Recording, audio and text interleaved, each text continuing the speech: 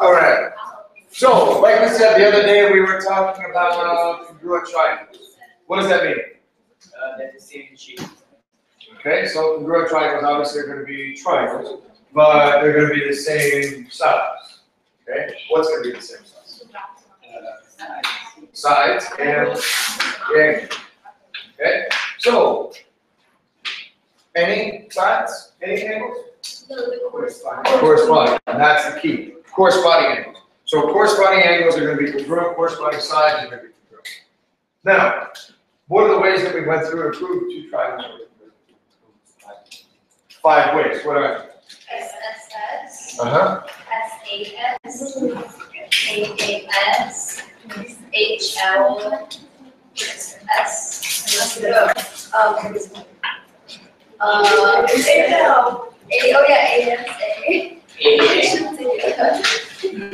All right. So we got side angle, and angle, side, as well as hypotenuse length. Okay. Now, if that's the case,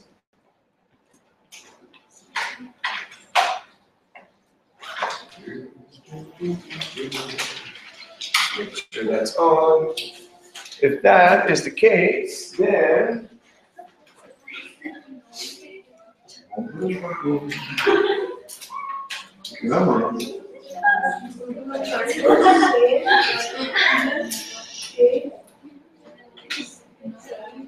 all right, got 5 quick questions. All right, all pertains to that diagram right there with triangle ABC with segment AB extending. That's actually a ray AB.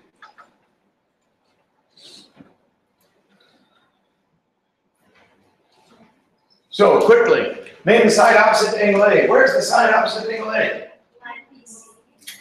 What is it? Segment BC. Segment BC. All right. Opposite segment BC. Okay. Name the angle opposite segment AB. What is it? Angle. Angle C. All right. Name the angle opposite to segment BC. Segment BC. All right.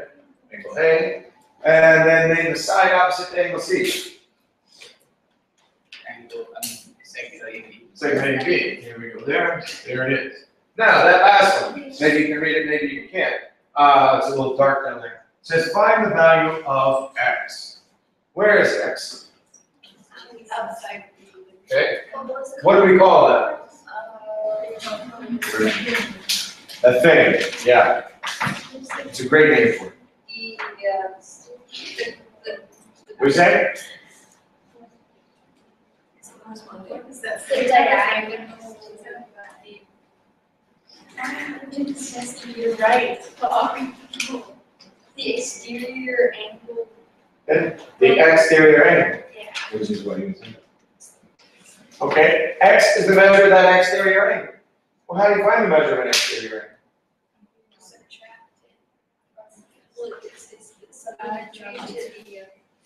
Well, it's supplementary to the inside, but what? What do we call those other two? Oh my gosh, What's that? The remote interior. So to find the measure of an exterior angle, we add the 2 remote interior angles. Well, I gave you both of the remote interior angles. So, what's the value of x? 105. All I have to do is take these two and add them. 75 plus 30 is 105. X has a value of 105. Why do you add? Because remember, what do you know about, what else do we know about a triangle? What do you know about the straight line of a triangle? Yeah, it'd be 180, right? So let's call this, call it P for argument's sake. All right? Well, the 3 angles in a triangle add up to be 180, like we just said. So P plus 75 plus 30 is going to equal 180. Well, what else do I know? 180 minus 6. Well, What else do we know in reference to P? X, 180 minus 105. We know about those two. They're so. And if they're supplementary, what do you know? So P plus X equals 180. Well, now A equals B, B equals C. What do you know about A and C? They're the same. So now I can take this and I can say now P plus 75 plus 30 is now not only equal to 180, but that's equal to P plus X. Now gather your P's together. Gather your P's together. P minus P, no P. P minus P, no P. Thank goodness. All right. Now 75 plus 30 is equal to X. And 75 and 30 are right where they started. So the measure of an exterior angle is equal to the sum of the two remote interior. All right. So we reviewed these. We reviewed that the three angles in a triangle add up to 380. We talked about and we reviewed the linear pair postulate as well as the exterior angle theorem. All right. It's a lot of information already. We haven't even done it. It's amazing. Right there, Justin. Don't believe me. It's just a ball. All right. Now, we're taking this thing up a notch.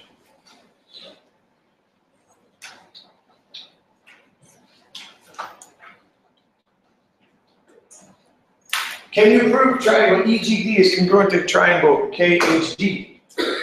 Ooh, given this information.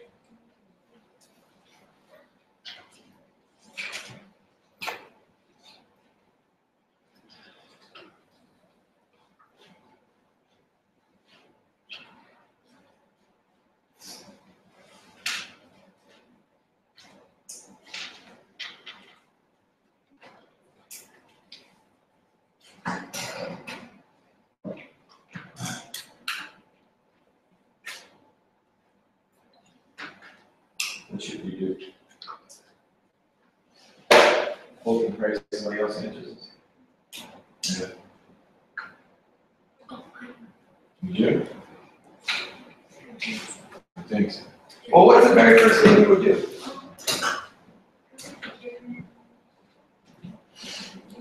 Information, Yeah. and then do what? And then. Then just look. Yes. What I would do is if I was given this, is I would mark all of that information in my diagram. You can do that, Justin?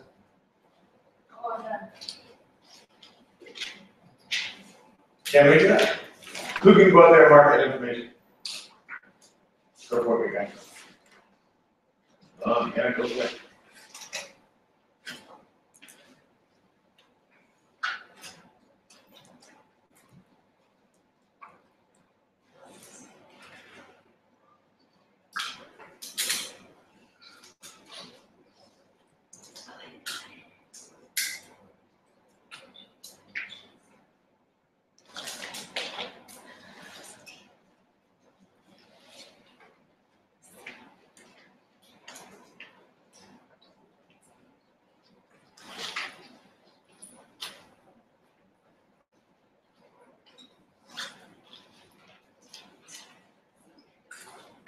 Okay.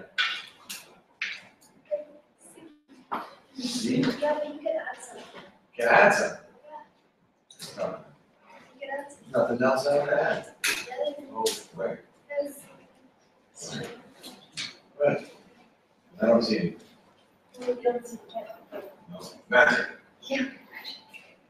So.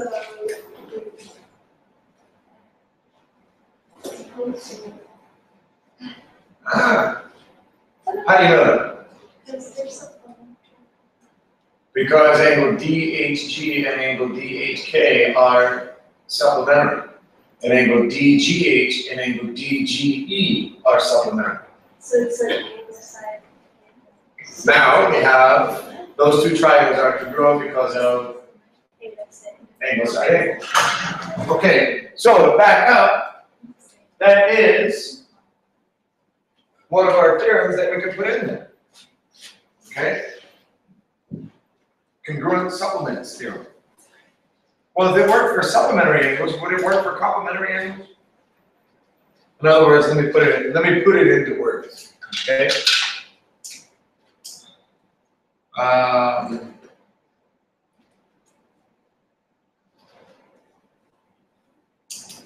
The supplement of congruent angles. What do you know about the supplements of two congruent angles? Well, we started with these two angles being congruent. Exactly. So the supplements of congruent angles are congruent. Why? Give me an angle measure. 50. What's the supplement of 50? 130. So if the measure of angle 1 is 50, the measure of angle 2 is the supplement of angle 1, and then angle 3 is the supplement of angle 2. What's the measure of angle 2? 130, we just said it. 180 minus 50 is 130. Well, what's the measure of angle 3 is the supplement of angle 2. What's the supplement of 130 degrees? 50. Well, now we've got two angles that have the same measure. What happens if two angles have the same measure? They're congruent. This is what this is saying. Okay? So the supplements of two congruent angles are congruent, or 3, or whatever. Okay? However many congruent angles. So, like we said, as long as this is a theorem. So we can put it in our book. Now we can change that, and instead of talking about supplement, would it be any different if we say complement? No, just the numbers. So I can use 50 as my angle. Instead of saying the supplement of that, I'll say complement. And then measuring angle 3 is a complement of angle 2. So it works for complements too. Yes. Oh, I have a question about the angles between the angles. Mhm. Like, it doesn't congruent because they're the same size. Same size, yes. So what is like one angle is like this big, the other angle is like this big, but they both have the same Well, like longer. remember, longer, but they both have the same. when we say size for an angle, what does that mean? Measure between the sides, not how long the side is. Okay, we only look at the measure between the sides. Okay, how many degrees does this side go through to get to the other side of that angle? That's what, not how long is the side. Okay, so it's a good question, but we don't measure the length of the sides of the angle. We could, but that would lead to something else in a different relation. So if we're looking at congruent angles, we're just looking at the measure, what I can measure with the protractor. Okay. So to finish this off, the complement of congruent angles are congruent. All right.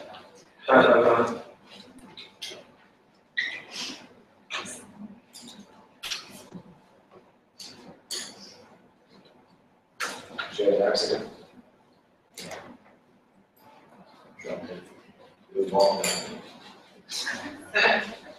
All right. So we said that these two triangles are congruent. Why? Why? What? Which one of those 5? ASA. Angle side angle. Okay. Yes, we can by angle side angle. Well, now wait a minute. What kind of triangle is triangle GDH then? How do you know? They're the same angle. What does that mean? DH, D, GH, and DH. What about? Okay. What does the angle have to do with the isosceles? Because we said, what's the definition of an isosceles triangle? Two or more, or at least two. Are two what?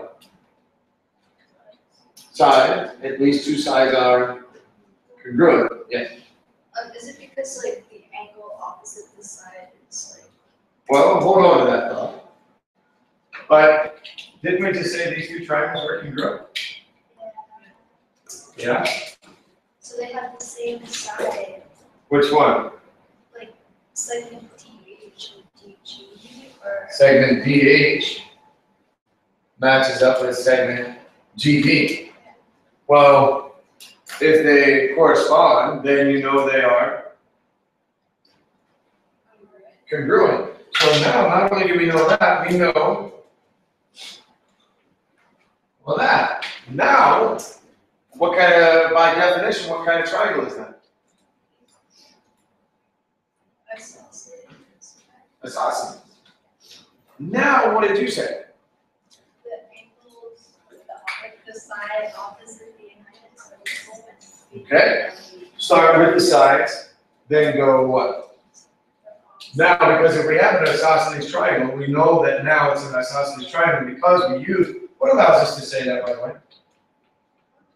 What allows us to put that, those green marks on that? Oh, they're equal. How do you know they're congruent? Because, What five-letter thing tells me that these are congruent? Side. What acronym, five-letter acronym?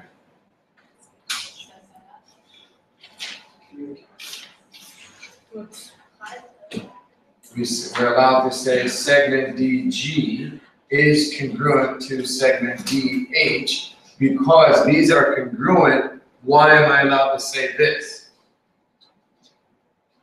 Do you remember?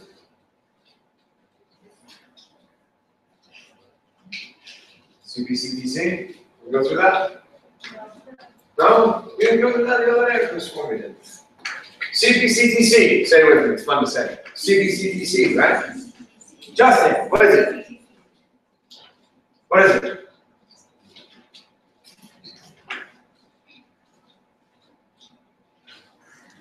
What is it?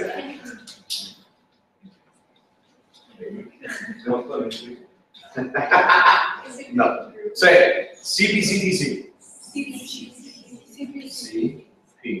CPCTC.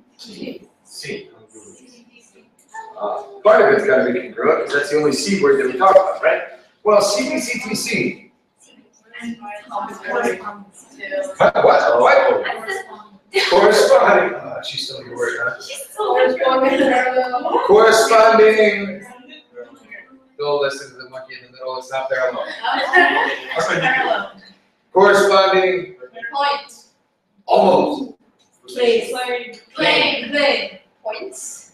Not even a geometrical term. I love that you're trying to come up with points. So probably feet. Corresponding. Corresponding what? This is a very technical term. Polynomial. Parts. Corresponding parts. I told you it's a technical term. Corresponding parts of what? What were these things? Congruent what? Congruent, it's what I'm trying to get with writing and thinking at the same time. Congruent, CPCT, triangles. Corresponding, we already said it, corresponding. Corresponding parts of congruent triangles are congruent. Yes. CPCTC. Told you it was fun to say. Okay, CPCTC, corresponding parts of congruent triangles are congruent. Now, to be honest, is it limited to just triangles?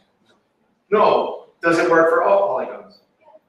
Yes. If we know that the polygons are congruent, corresponding parts of congruent polygons are congruent. Then we can say CPC, PC, and then it's an anagram and an acronym. Okay? See, yeah, CPC, PC doesn't, it's just visible if the tongue is like CPC, PC. So, you could change this to polygons. Okay? And then it's CPC, PC, or CPC, PC. Same thing, front and backwards. Okay? Corresponding parts of congruent polygons are congruent. That's always, it's true, it's a given. That's what allows us to say, okay, we go from this statement to saying that these in the diagram are congruent. And now we're going to take a huge step today because this is what we're dealing with today.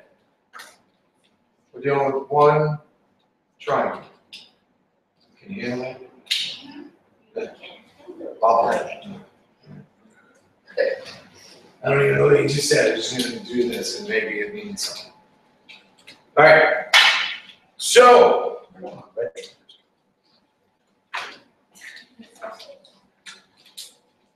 we are going to deal, are you ready? Loosen it up.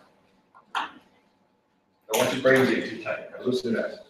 We're going to deal with this kind of triangle. Now, look at this. I'm going to take some of these things out of here.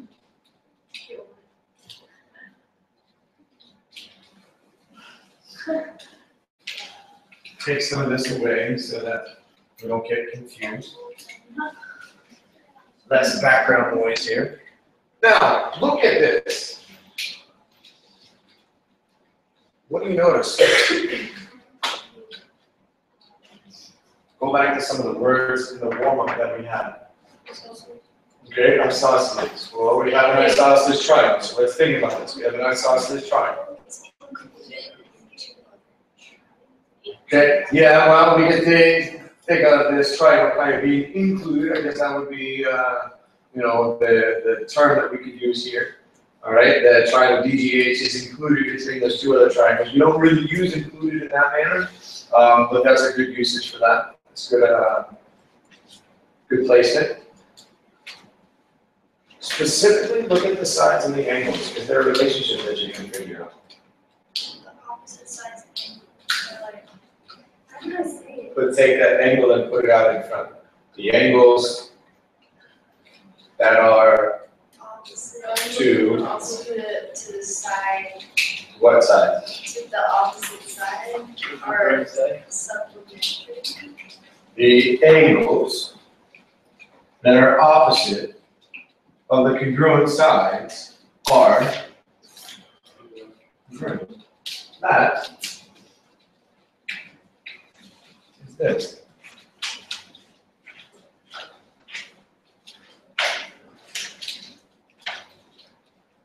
Isosceles triangle. Now, we can stop right here. This is very important. How do you know it's very important? Because they're red on the board. Okay, that's one reason. The other ones that I just erased were in blue. But what was the difference between this and this one that I wrote like this? Or this one that I wrote like this? What's the difference? This is longer. What's longer? That doesn't actually name. The name is longer. This one actually has a name. We don't just call it some generic theorem. This one has a name. This one is the isosceles triangle. What's another famous theorem that you know? Why do you remember that? Because we just always talk. But why is it famous?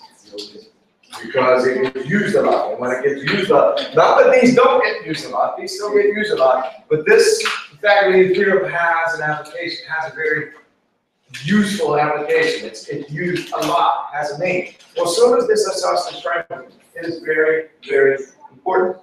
And what this says is exactly what we said here. The combination of the two. In and, well, we don't even need that.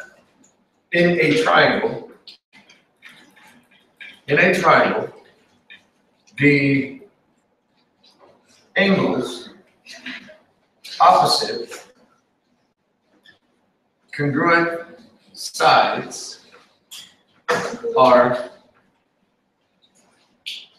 congruent. That's exactly what we did here. Okay? The angles that are opposite the congruent sides are congruent. Yes. Why is the Pythagorean theorem not called the right angle triangle theorem? This is called the Isosceles Triangle theorem. Because the actual Pythagorean theorem that you know is only part of that Pythagorean theorem.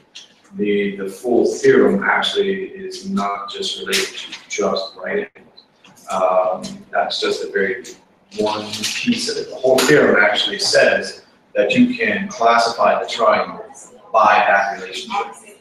And one of the relationships is when you had side 1 squared plus side 2 squared is equal to side 3 squared. That, you know, is a right triangle. But then when you have side 1 squared plus side 2 squared is greater than side 3 squared, that's no longer a right triangle.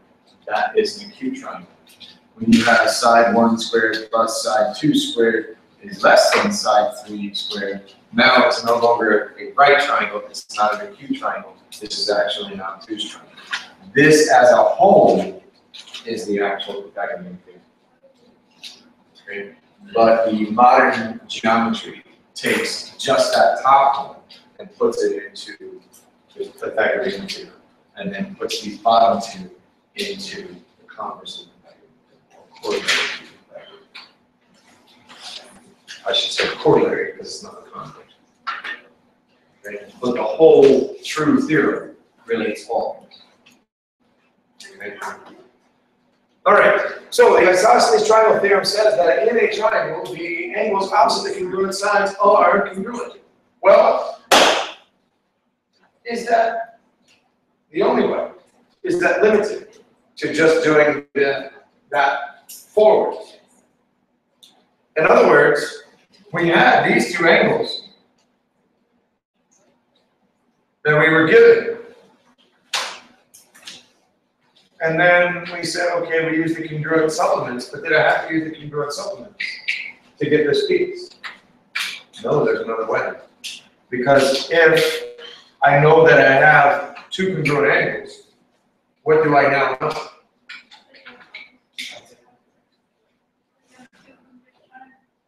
Not two congruent triangles.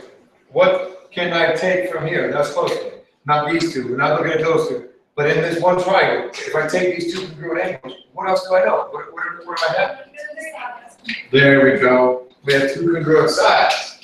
Okay? So now, that's another special one. This is now the converse of the isosceles triangle theorem. And that's exactly what that one says. This thing is done. All right? So, the markers are horrible. Okay? So the converse of the isosceles triangle theorem essentially changes the order of this. And it says in a triangle, the sides opposite congruent angles.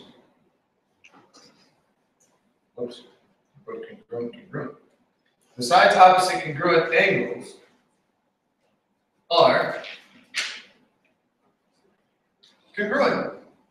So now if we revisit this problem, now if we say, okay, here we had this, and we said, okay, angle E is congruent to angle K, and segment EG is congruent to segment KH, now the other piece of information that we could get, okay, might help us, would be now if we had this, now I know that these are also congruent. And now if I go in and use my congruent complements, because if I start with these congruent angles, these sides opposite the congruent angles are now congruent because of this guy. Now I use my congruent supplements.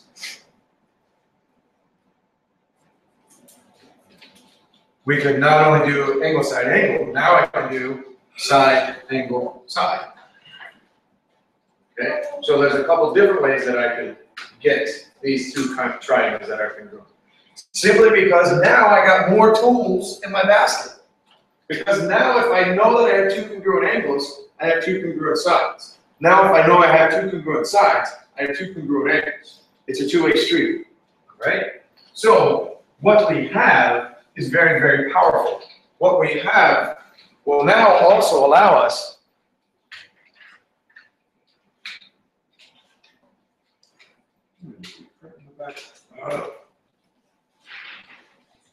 okay?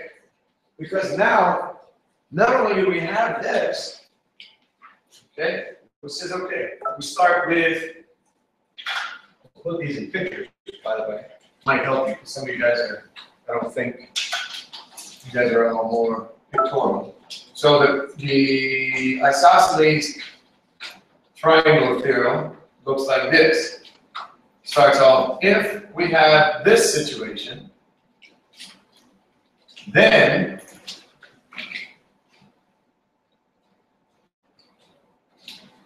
it leads to that. So if we have two congruent sides, now not only do I know the sides are congruent, my angles are congruent. Okay? The converse says now we're going to start with this, which is going to lead not only to this, but that. Okay? So if I have two congruent sides, then my angles are congruent. If I have two congruent angles, we also have two congruent sides. Now, can I expand on this? What's the definition of our isosceles triangle?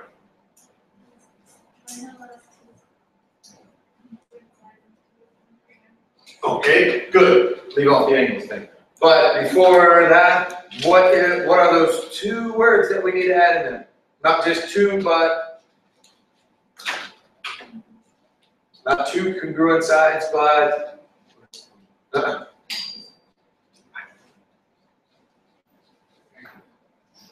what was the term that I told you had to be in there for the isosceles triangle?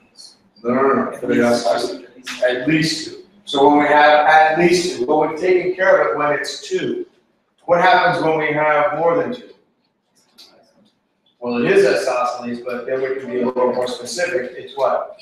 Equilateral. And equilateral now, if we take this a step further and we say, okay, I got an equilateral triangle. Now I've got an equilateral triangle. Well, now the equilateral triangle, if I know that, applying that, an equilateral is an isosceles triangle because it's at least two, and that's all three. Well, using this, what can I say? How many? Only two. Why three? Right, because it says the one opposite, so it's going to be this one. The one opposite to this is going to be this one. And the one opposite to that is going to be that one. Now we have what kind of a triangle? Well, we started with equilateral, but now it's going to be what? All three angles are congruent. What kind of triangles at home? Equiangular. There's another theorem. Are all equilateral triangles equiangular? It's exactly what we just said. They are. Okay? All equilateral triangles. But then why are they classified as two different types of triangles? Remember I told you that it's just us, it's just the easy thing. There's really no, we can get very technical and say that there is no classification of equilateral, because the equilateral is just a special case of an isosceles. So, And an equiangular is just a special case of an acute triangle.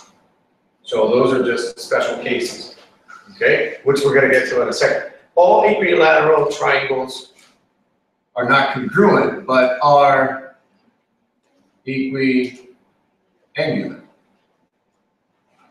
Okay? Well, let's go see if it works the same way with the converse of the isosceles triangle theorem. Well, the converse says that, so let me put this in a different picture. So this starts off with if then that implies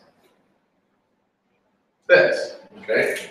If we start with equilateral, then based off of this, we're gonna have the three angles that are congruent. We're gonna have equiangle. Now, if I go the converse, okay, then now the converse is gonna say, now I start with this, which is going to lead to what?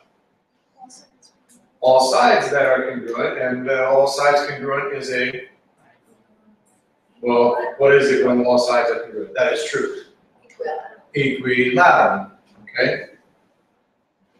So that's another theorem. So instead of all equilateral triangles, all equiangular triangles. Equiangular triangles. If they're equiangular, then they're also equilateral. This is very big, okay? Because now we've gone from association between sides to knowing something about the angles. We know something about the angles, now I know a relationship with the sides. So this is starting to, we're getting quite deep now, right? And again, all of this is within a single triangle. So an isosceles triangle theorem says that if we have congruent sides, then the angles opposite the congruent sides are also congruent.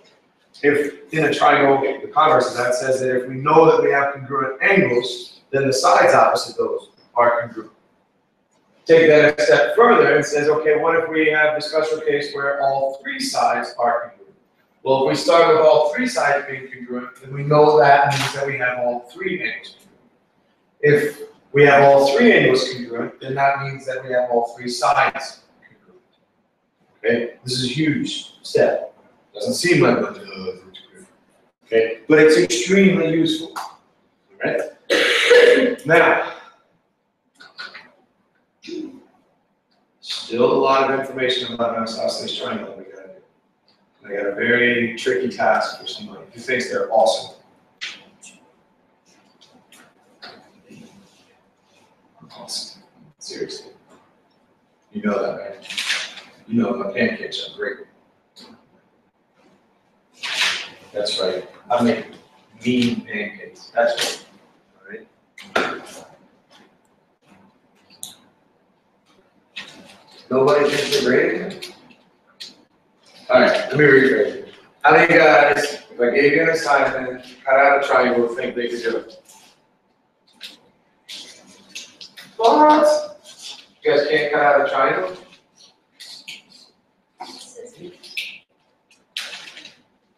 Who? You? All right, you win. Everybody was pointing at you, you didn't even know. All right, here's your job.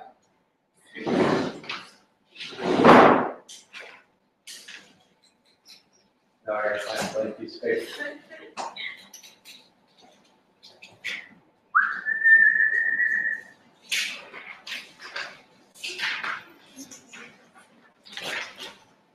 I'll even make it easier for you. Maybe give you a ruler.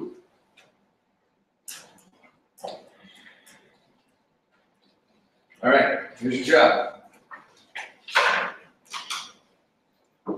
Cut out. It's got to be pretty decent size to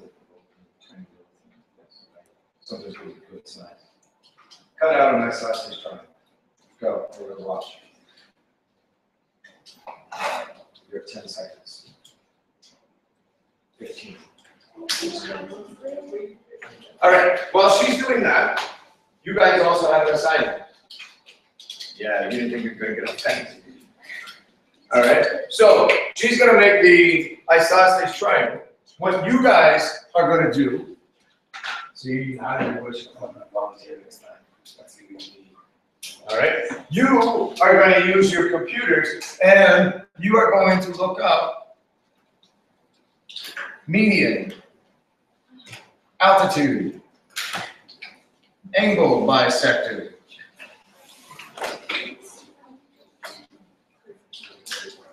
and perpendicular bisector.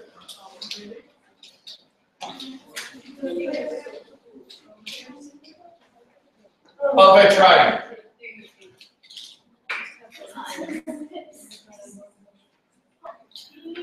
Because I don't want you to look up the algebraic mean. I'm not worried about that.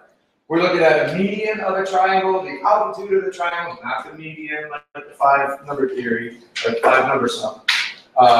The median of a triangle, altitude of a triangle, angle bisector of a triangle, and a perpendicular bisector of a triangle. Now, you better know these two already, because we already talked about them.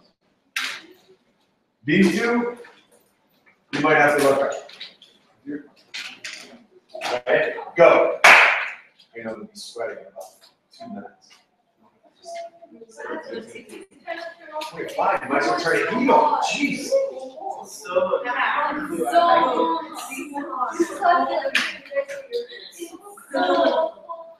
No, that's just me.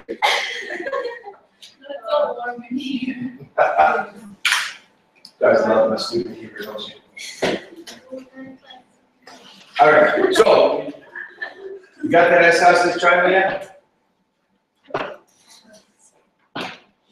didn't think it was that hard of a task. She's a perfectionist. Did you get it? Awesome. Now you have to do this.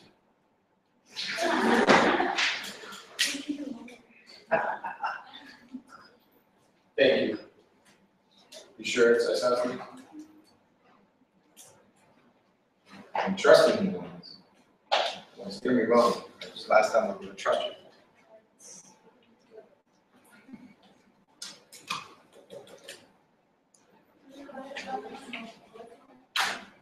Yes, we're going to put these 4 in your notebook, yes.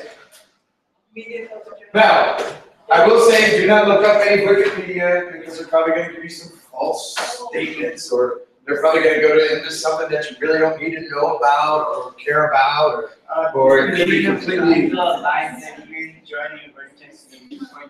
Who's that? I didn't hear what you said. I missed the first part of what you said. It's a line segment joining a vertex given on the opposite side. Opposing, like they're fighting? Opposite side. Opposite side. All right. Where'd you find that one? Wikipedia. It's interesting that Wikipedia actually has it. Wikipedia is not bad. It's just sometimes whoever creates those posts, they go off on some tangents that are unnecessary. But if you're looking up math stuff, just for future reference, if you're looking up math topics, openref.com is a good source. Wolfram Mathematics is a good source. I'm sorry. Khan Academy is pretty decent. But you got to be careful because as it's growing, some of those things are getting, there's a lot of stuff in there that is labeled Khan Academy, but it's not really. So just be careful. Purplemath.com is a good site. You laugh, but it's actually a site, Purple Math. I've heard of it.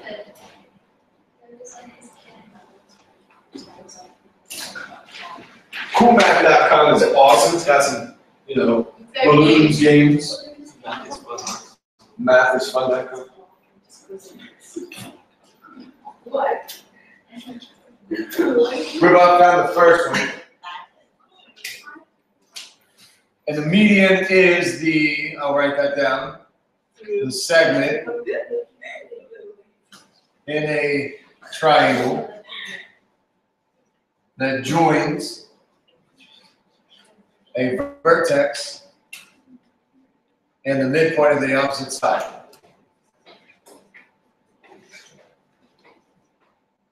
Better write it out. Midpoint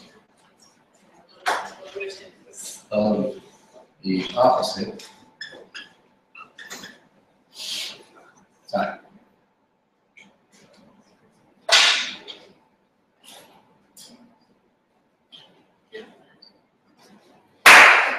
Yeah, huh? Wake you guys up. Let's go. Let's get it. I'm trying to steal my scissors too, by the way. And my ruler. You know, I'll connect that scissors.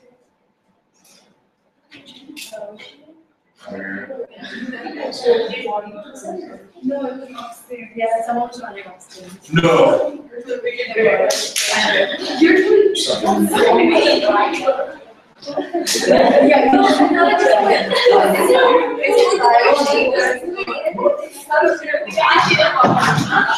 Someone running upstairs. Oh, I heard someone upstairs.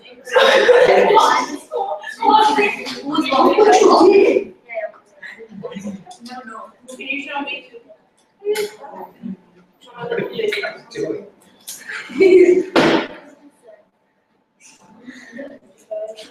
All right, did we find these? That's you're really cold, aren't you?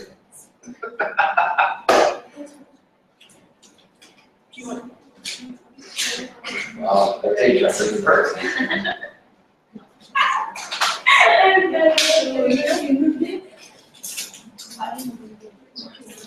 Did we find altitude yet?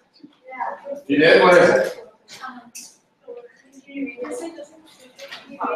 It's the line that extends One variety.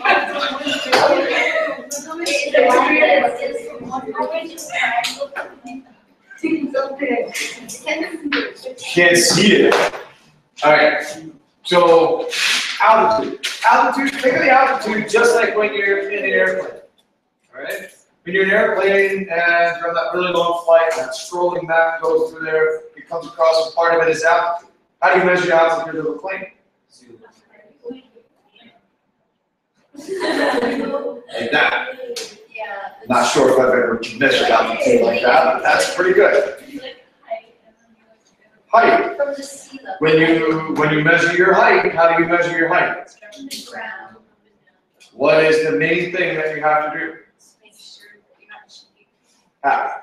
By like you measuring on your sheet, like the lowest end, and then like.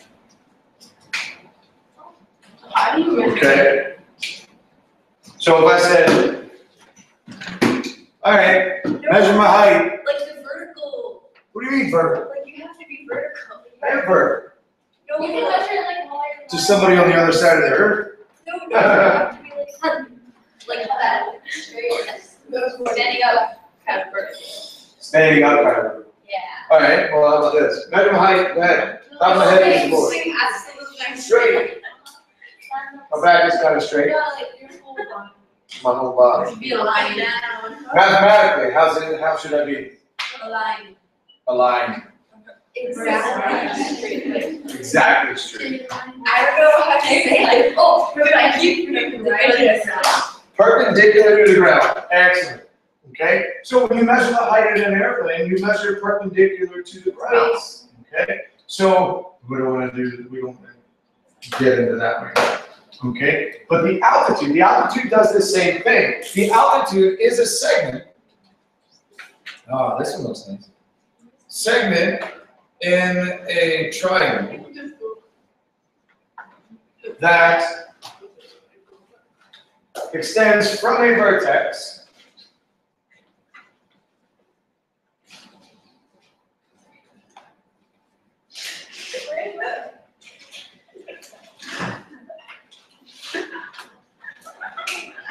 to make a right angle with the opposite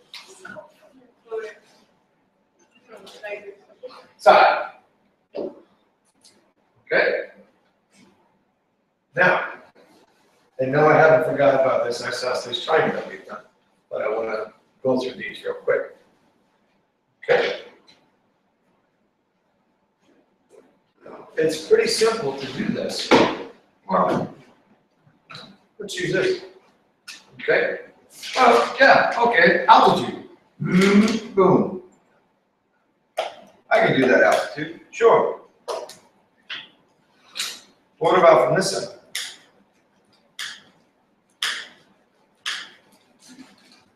What about from this side? You go from that to the opposite. So it would come over here, right? Yeah. Is that going to make a right angle if I come in here? No. So I have to go from here Out here? No. You go straight out And and then you go then you this. make Straight up. No, on the end, like, until the, make a perpendicular line. That's what I'm trying to do, but anytime in here, it's not gonna be perpendicular. So what do I have to do? Straight up and then like. Can you do it with the lines if it's already perpendicular? Well, we can't, because now that one's come from that vertex. I gotta come from this vertex. Just do it, man. Well, sometimes we might have to extend that side. Is that okay? Yes, that's all right. Okay, so I would extend it, and we would come out there. Is that all right that it's out there? Sure, it's okay. So sometimes just be careful. Don't fall into that thinking that the altitude has always got to be inside the triangle. That's my only point. Right? The altitude can exist outside the triangle. Right? So keep that in mind. Now, angle bisector. What do we say the angle bisector does? Angle bisector bisects an angle. Splits what? Splits it in half. Awesome. Does it have anything to do with the other side? Does it have anything to do with the other side? Because these two go to the other side. Or, I should say, another Oh, side. yeah. Does this one have anything to do with a side in the triangle? No. It only has to deal with the angle. What is it doing to the angle? Bisecting it, What does that mean? cutting it 200 things. Cutting. Well, hopefully those things are what? Not triangles, but angles. Okay, so an angle bisector actually is a line, array, or a segment. It actually could be a plane too, but a line, array, a segment in a triangle that cuts an angle of the triangle into two smaller congruent angles. Okay? Exactly what we said that it did in an angle bisector that was not part of a triangle. Okay? Cut the angle in half. Cut it into two smaller equal parts. Okay? Well, what did we say a perpendicular bisector did? That's a perpendicular angle. Ooh, not a perpendicular angle. Cuts what? What? Line segment. So now we're going to, well, where are the line segments in a triangle? Don't overthink this one. What are they? What? Sides, yes. So now, so this one goes from the vertex to the midpoint of the opposite side. This one goes from a vertex to make a right angle with the opposite side. This one is cutting half that, cutting the vertex in half. This one doesn't have anything to do with it. Okay? This one is the one with the sides. So this perpendicular bisector is also a line, array, or a segment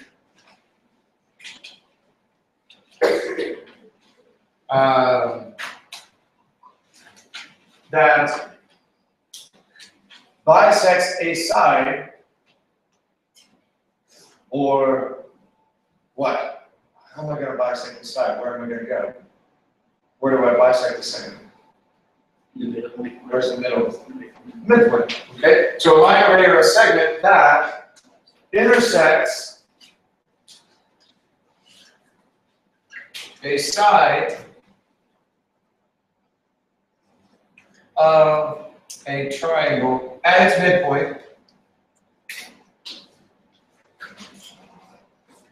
And what else is so special? To form a right angle.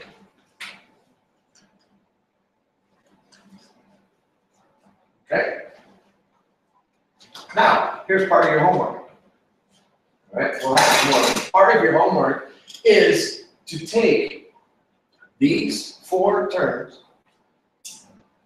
and find out what points of concurrency There is a point of concurrency that is associated with each one of these.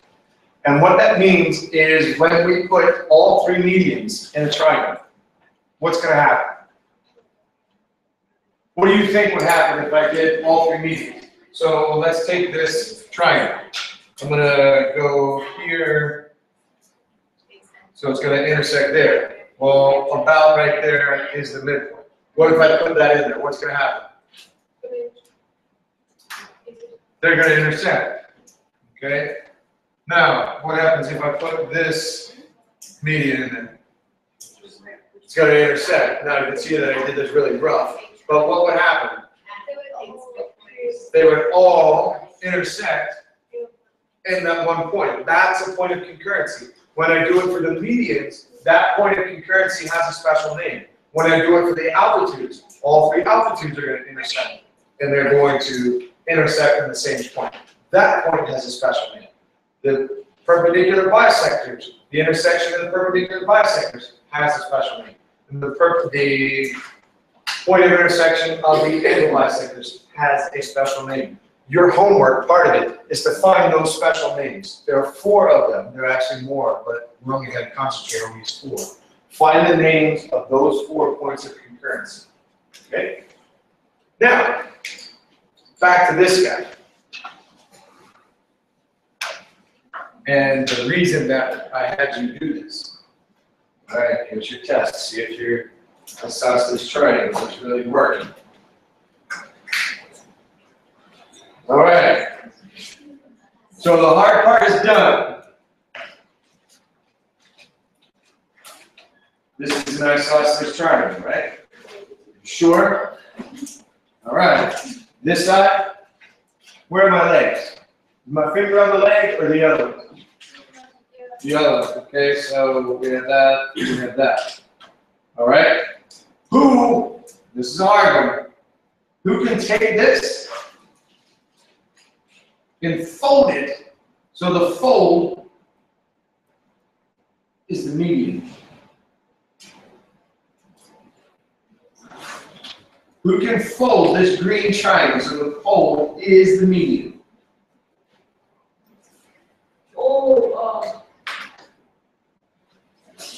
Who wants to try? Justin, you want to try? All right. Here you go. I'll even bring it to you. Fold it so that it's we have a median,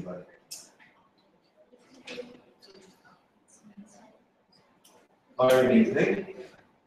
Remember, median is the segment that joins the vertex and the midpoint of the opposite side.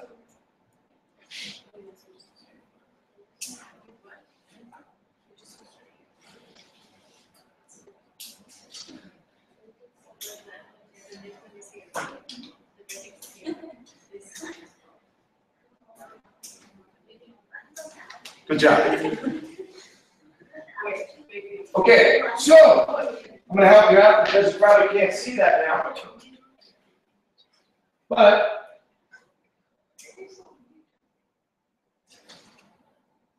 Justin folded it, and there's that median. Now, guess what happens when this median is put in? Watch. Okay, these two are congruent. Now it's the median. The median is the midpoint of the other side, so we know that these two are congruent. Yes? What do you know about these two triangles now? They're congruent. Why? Side, side, side, right? Well, now, if these two smaller triangles are congruent, what do you know about these two angles? They're congruent. So what is this thing? It's not only the median, it's the what? What is the segment that cuts an angle in half? Which bisector? Angle bisector. So the median in an isosceles triangle is not just the median, it's the angle bisector. But what else is it? It's the perpendicular bisector because these two angles are what? Right angles. They're adjacent and supplementary. What is adjacent and supplementary angle? 90 degrees. It's a linear pair. Now, the linear pair with 90 degrees, that's a right angle. So now it's not just a median, it's an angle bisector, it's a perpendicular bisector. Was it an altitude as well? Yeah. Yes. This segment is all of the above. It is a median, an edge bisector, perpendicular bisector, and an altitude. It's very special. We will carry on with this next week. I will post some practice problems with the Isosceles Triangles, as well as that on the Google Classroom. Have a great weekend. I will see you all next week. Justin, get a blanket. You're freezing.